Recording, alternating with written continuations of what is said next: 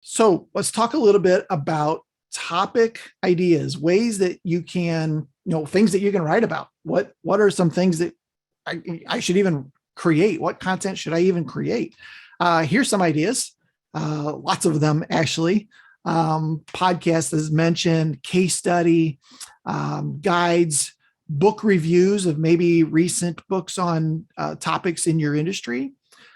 Predictions. These are always obviously really good in December, January, what's going to happen over the next year.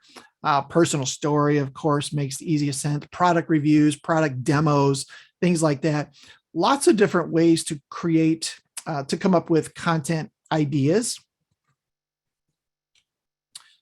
Now, another thing you can do is obviously just listen to your customers.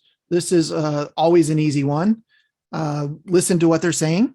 Listen to what they're asking about. If you start to see emails that are always about the same thing or phone calls that they keep asking the same kind of questions, that's a prompt for you to create content, because for every one person that you talk to on the phone that's asking this question, there's hundreds, if not thousands of people thinking the same thing and going to Google and looking for that. So it's an opportunity again for you to create content that answers questions and solves an issue. And with your branding on the site, you look like the subject matter expert in that case. So definitely want to listen to your customers and just see what kind of things they're asking for over and over. Another thing you can do obviously is listen on social media.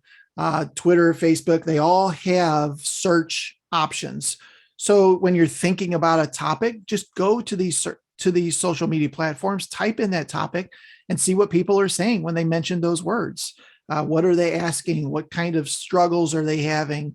What wins do they have? All these different things will help you create even better topics and copy as you go on.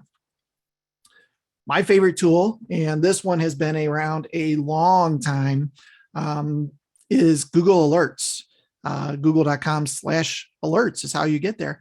But some really cool things that you can do with this tool, and you just put in a specific search term. In this case, maybe I'll put in window treatments, Pittsburgh, right? And every time those words show up somewhere on the web and Google indexes, they will email you and say, hey, we found a new web page that mentions the words you were wanting to track.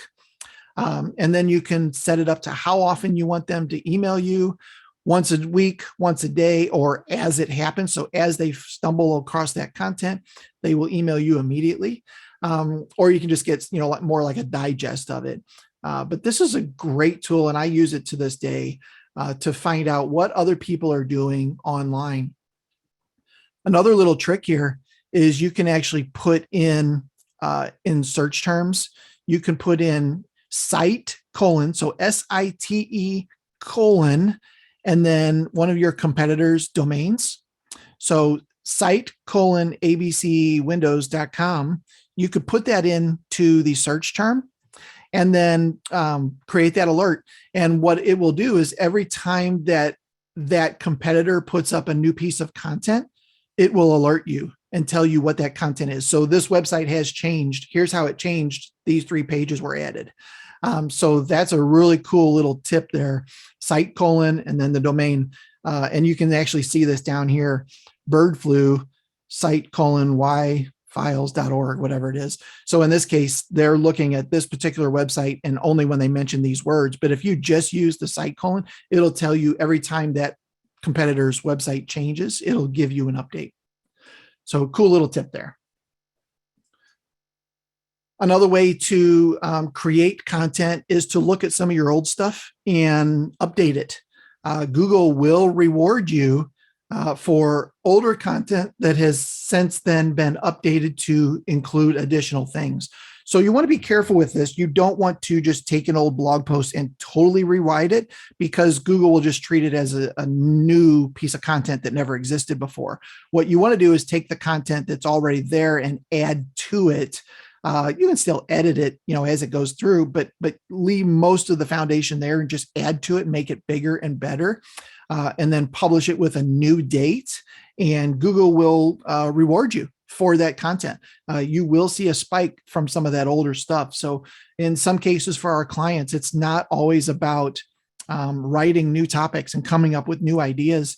It's looking at some of their content that used to get a lot of search, and maybe over the time, a couple of years, it's really start to wane off, and look at that content and see if there's ways that we can update it to get more traffic again, to get more eyeballs, to get more keywords, to get more rankings, those kinds of things. So not always about the stuff about creating new stuff. There are ways to use other stuff. I've also got a blog post out here of 5 ways to repurpose content. So take content, again, that you've already used and kind of repurpose that older stuff in different ways. Another tool is Yahoo Answers. This was another one that's been around for a long time, but you can go here and just put in different keywords and see what people are asking about that particular phrase. Why does this happen? Or how do I do this? And another great way to kind of find content. I think the URL for this is answers.yahoo.com if you want to get there, and tons of people talking about different things that are ways that you could potentially find additional content, additional topic ideas for your business.